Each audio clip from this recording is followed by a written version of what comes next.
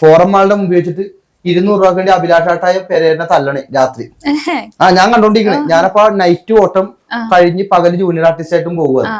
അപ്പൊ ഞാൻ ഈ നൈറ്റ് ഓടാൻ പോകുമ്പോ ഞാൻ നോക്കുമ്പോ ഫോറം മാളിന്റെ അവിടെ വെച്ച് 200 രൂപ വേണ്ടി പെരേരനെ പിടിച്ച് ഫോറം മാളിന്റെ മുമ്പ് ഞാൻ പറയട്ടോ 200-150 രൂപ കണ്ട് തല്ലണേന്ന്. തല്ലുമ്പോ ഞാൻ ചെല്ലണ ഈ സംഭവം കാണുന്നത്.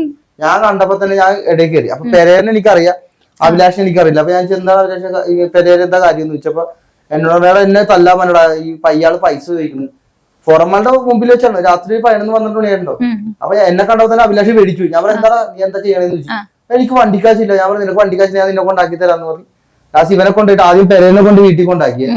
അവിടെ നിന്ന് നേരെ അഭിലാഷിനെ നേരെ വൈറ്റ് ലാബിലും കൊണ്ടാക്കി. അങ്ങനെയാണ് അഭിലാഷ് പറഞ്ഞു എടാ വെള്ളിയാഴ്ച നീ അങ്ങോട്ട് വാന്ന് പറഞ്ഞു, നമ്മുടെ വനിതാ തിയേറ്ററിലേക്ക് വാന്ന് പറഞ്ഞു. അങ്ങനെ ഫസ്റ്റ് വന്നപ്പോ തന്നെ ഇവരുടെ ഇവിടെ ഞാനപ്പോ തയ്യൽ മെഷീൻ സിനിമ കഴിഞ്ഞിട്ട് നിക്കണേന് നല്ലൊരു വേഷം അതിനകത്ത് ചെയ്തായിരുന്നു.